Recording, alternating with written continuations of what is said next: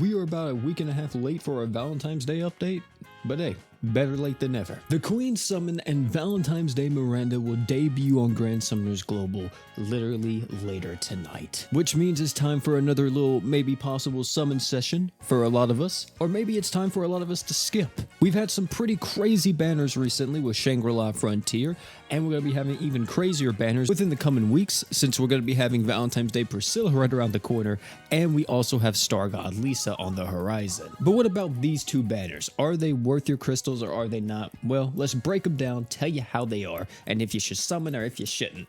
Don't summon on this thing. We don't summon on this for one specific reason, boys. Very, very specific reason. This pool is diluted as hell. This is literally every single female Hero Fest character in the game on this banner apart from crossover units. So if you're missing a lot of characters, like if you're newer to the game, this banner actually has a lot more value to you because you actually have a good chance of picking someone up that's brand new. Compared to if you're someone like, let's say in my shoes, where you have a lot of different characters in the game, summoning on this banner is one of the worst decisions you could ever make in your life. Next to spending half your income on your OnlyFans subscriptions. Learn from your mistakes, don't do it again, don't summon on the Queen Summon. Now, as for the other summon, Valentine's Day Miranda. Completely random, not really tied to the banner in any way, apart from Valentine's Day Miranda, but we are actually getting a new special outfit for her. They haven't actually posted it in the game at the time of recording this video, but if they do before this video comes out, hopefully I'll be able to put it in the video so I can show all you guys how it looks. Valentine's Day Miranda's banner will be featuring, of course, Valentine's Day Miranda,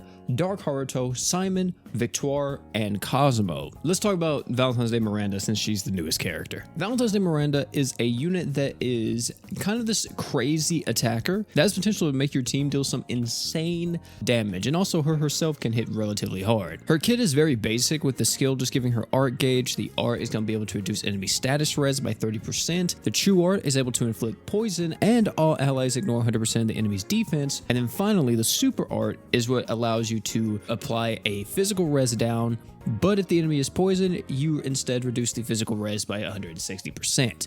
Now, the thing about Valentine's Day Miranda is that she is a character that relies heavily on you actually poisoning the enemy. If you do not poison the enemy, she is poo-poo. If you can get a poison off, or you need to fight a boss that needs to be poisoned, you could bring Valentine's Day Miranda to skyrocket your damage, while also being able to apply a poison to the enemy. But outside of fights where you don't need a poison, or you physically can't poison, she's not good whatsoever. And it also kind of sucks that she came out and there's already we got her replacement a while ago, boys. Like the one who power creeps Valentine's Day Miranda, we got her a while ago, which is Yuzu. So yeah, Valentine's Day Miranda a tiny bit late in this department, right? Just a tiny bit. Not to mention too, she's kind of very basic, right? I mean, she applies defense ignore on the true art, but nothing else. No archgen, no anything, and the super art just gives you physical res down, and that's it, just damage. So if you throw her on the team, she's gonna be probably like a last slot unit. You're not really gonna want to be putting this character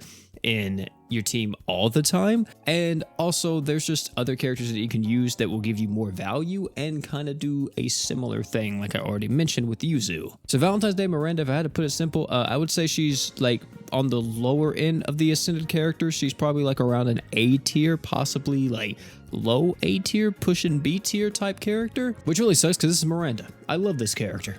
But yeah, she's not that good in her ascended version. It also sucks too that her banner doesn't really help her in any way, shape, or form. You have characters like Victoire on here. Victoire's been in the game for years at this point. A lot of you guys probably have her, and if you don't, well, she's decent in certain situations where you need to buff up your stats like crazy, or give yourself lots of skill CT. Dark Haruto, you could argue, can still be used here and there because of his 100% crit damage buff that he applies. But if you have Ainz on the team, then you can just use Ainz instead for his 100% crit damage buff, since that applies to everyone no matter what. And then, oh, if you're a dark unit, you're getting 200% instead. Simon has been in the game for a very long time. I still don't have this man myself, but he's 100% defense ignore nuker, and we have a lot of 100% defense ignore characters already in the game. I mean, Simon's still goated at what he does, right, if you want to use him for that, but definitely not as strong as the ascended characters that are currently on the market. And finally, you have Cosmo, which Cosmo is a ramping attacker that is really good in the mines. Outside the mines, you know,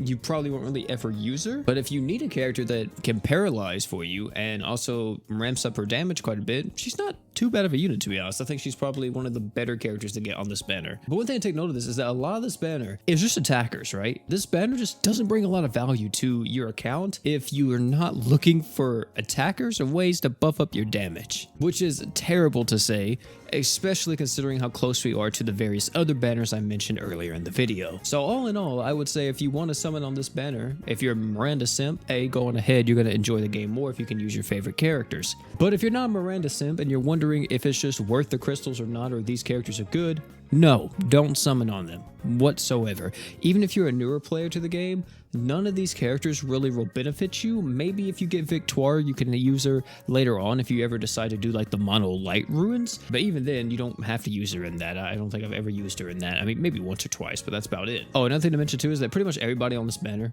is in the forever summon. So you'll be able to eventually obtain them, right?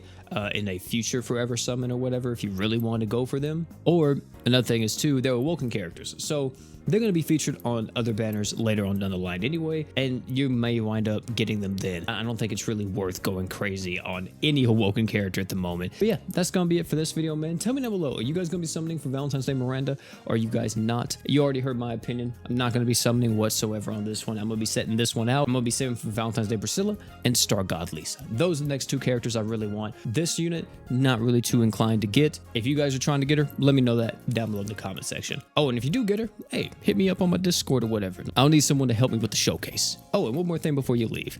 Don't forget to drink water.